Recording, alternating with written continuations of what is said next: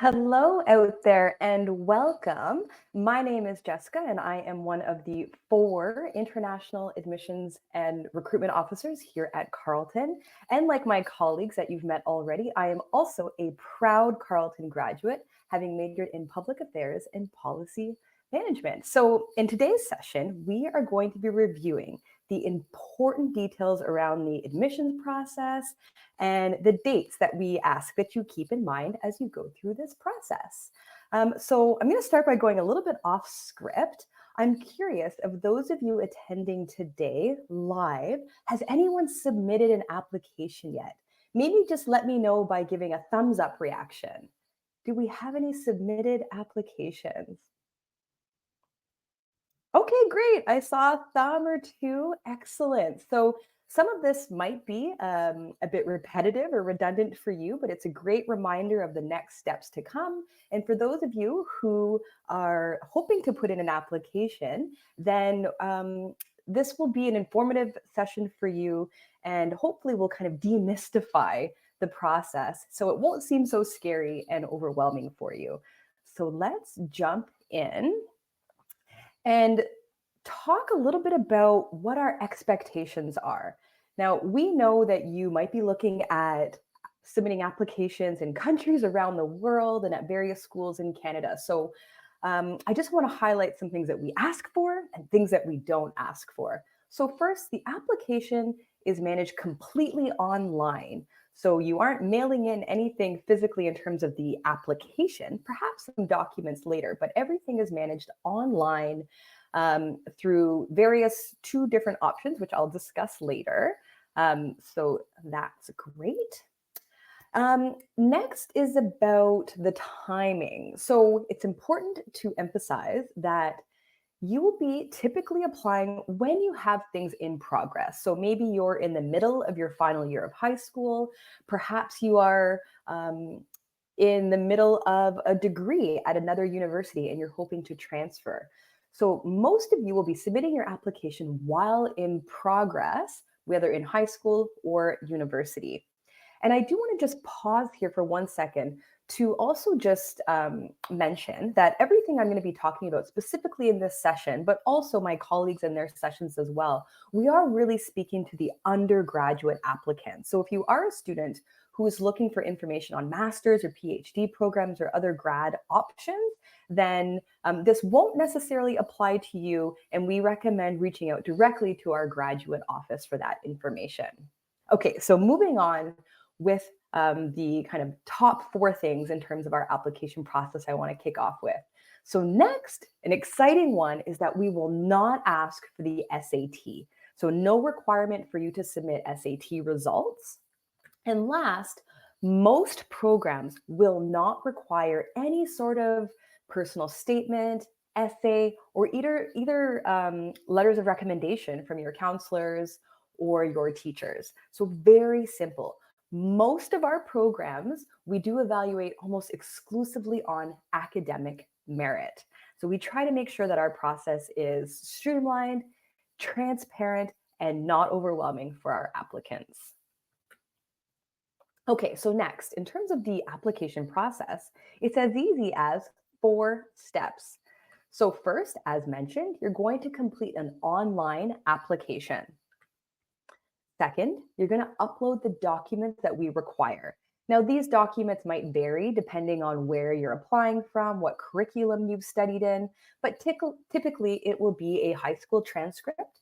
We'll be looking for your most recent reported grades or marks, results. In some cases, that might be predicted results, depending where you're studying. It could be your English language test results, depending again on where you're studying. So this will all be clearly indicated for you, so no guesswork.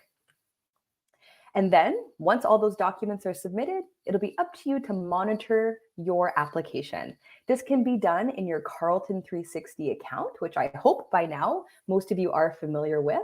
So there might be some additional documents we ask for. We might be asking for some clarification on your academic history. So important to monitor your application.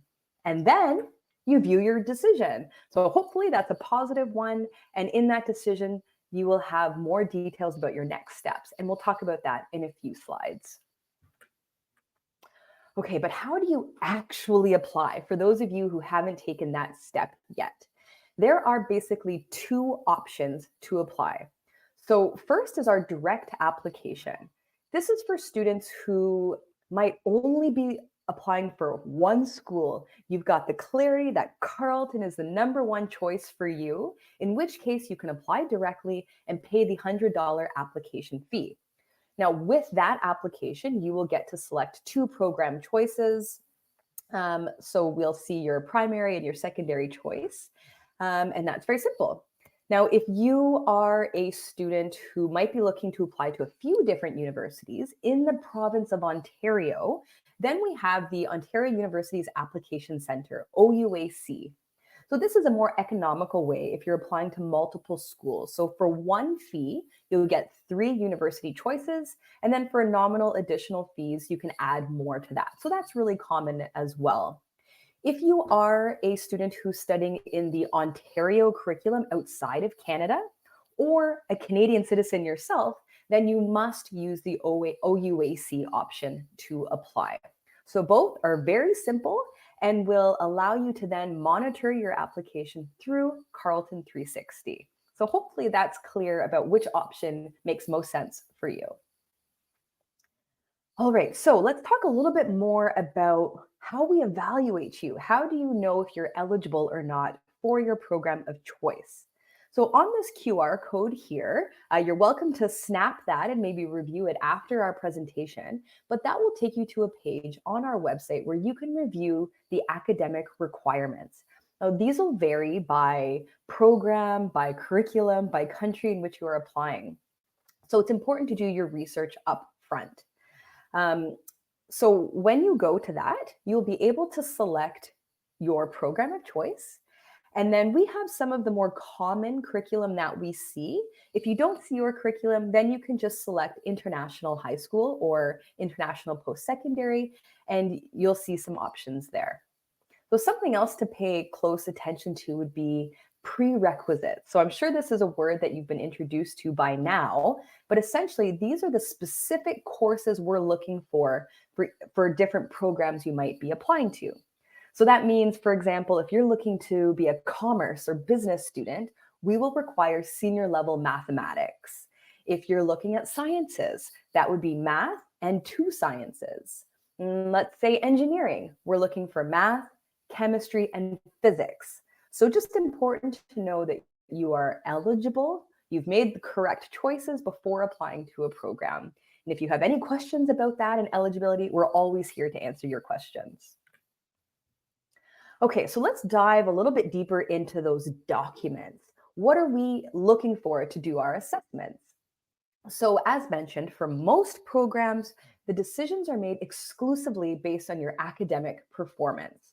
So likely, we're going to ask for sometimes grade 10, 11, but definitely your grade 12 results. And these might be your term 1, your mid-year, mock exams, pre-board, in some cases predicted results.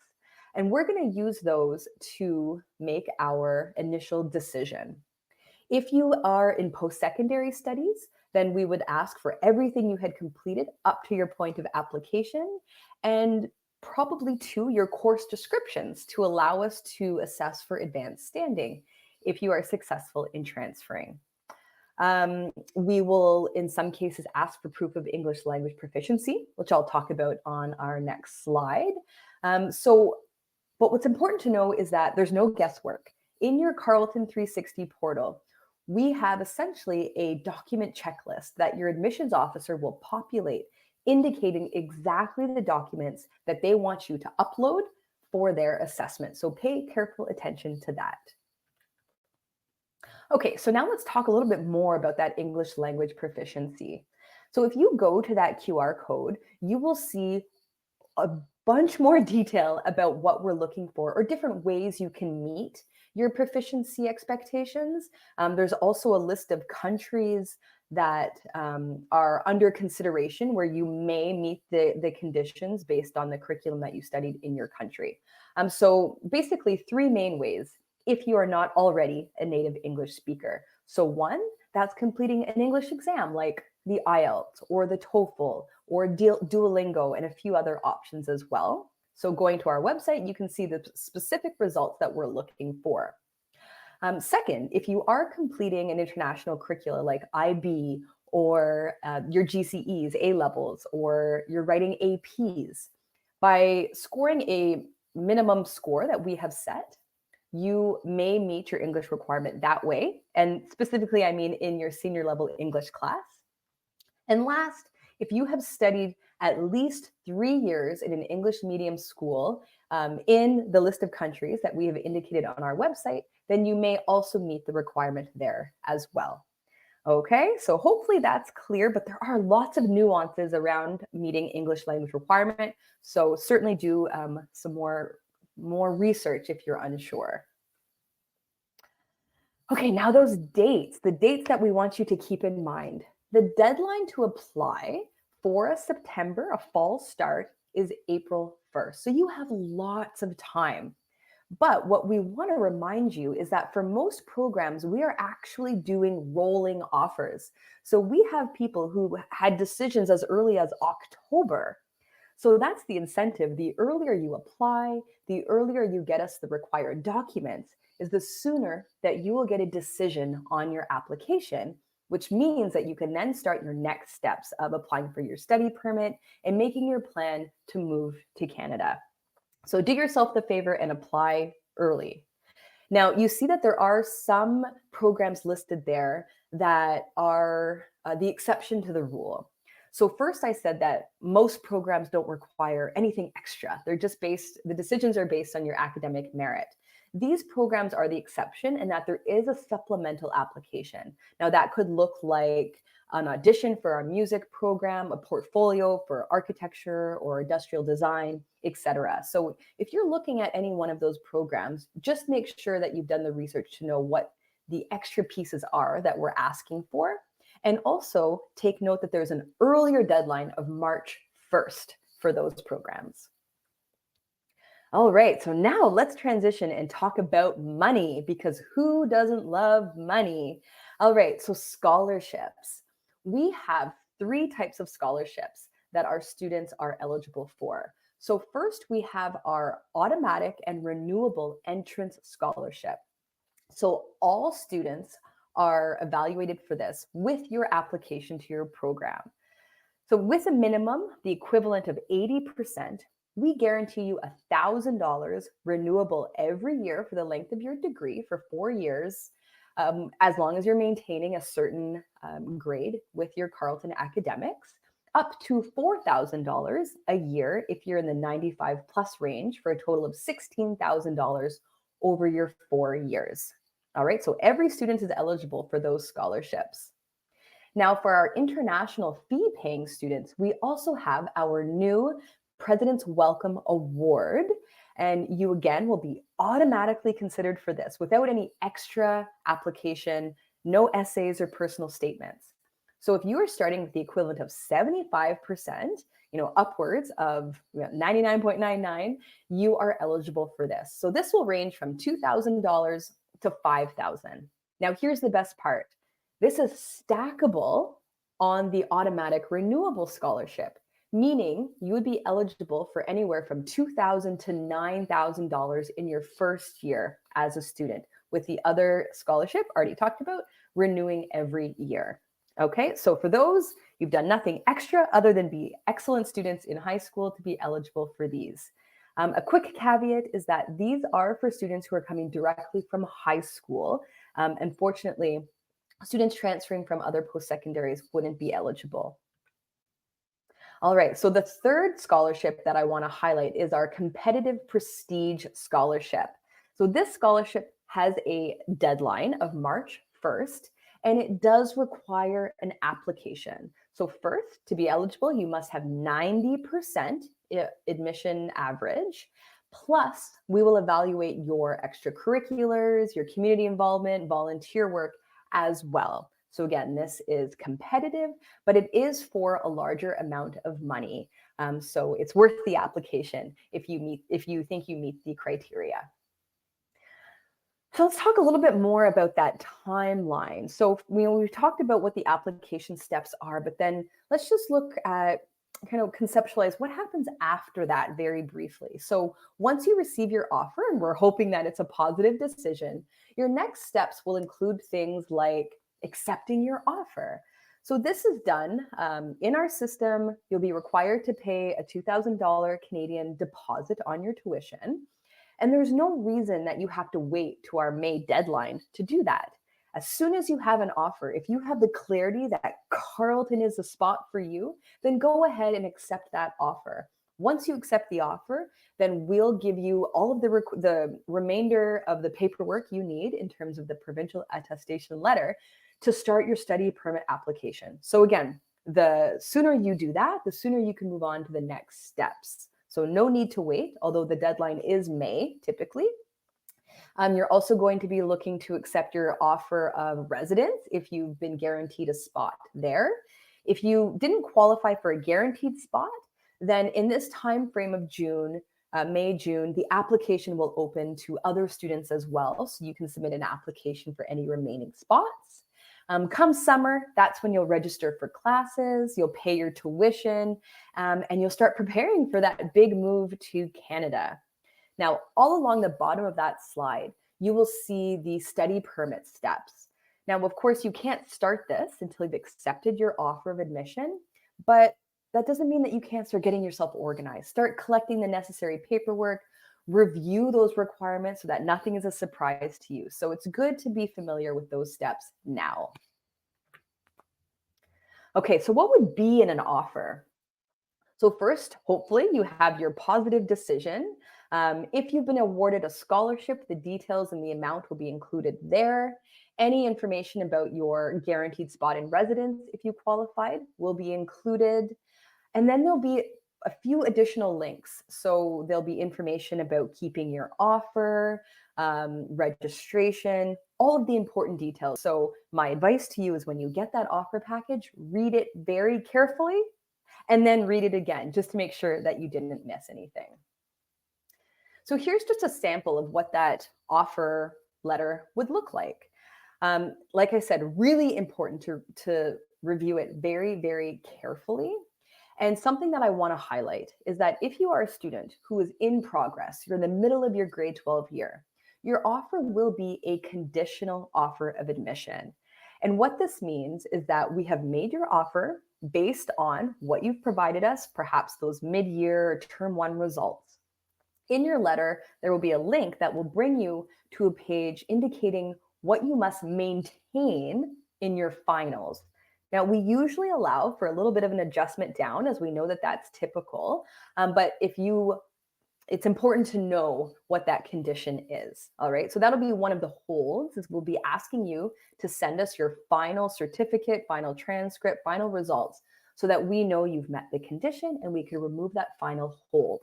But what you need to know is that you won't get a final offer. This initial conditional offer will be enough to allow you to move forward with your study permit application, to register for classes, to buy that plane ticket. It is your ticket to what you need to move on to the next steps. So do not wait until you get that final offer to start that process. Now, if you are a student who's already graduated, maybe you've taken a gap year and you have your final results, you won't be given a conditional offer. You will have a final offer with no conditions, and then you can move forward just as the other students have, as I've explained earlier. So hopefully that's clear. Okay, we have made it. We have come to the end of this pretty information-dense presentation. So thanks for sticking it out with me.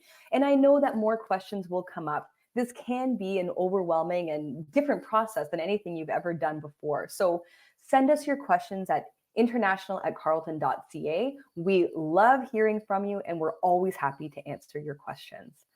So now I am going to hand it over to my friend Andy, who is going to talk to you about employability and co-ops. So stick around for that. Thanks so much.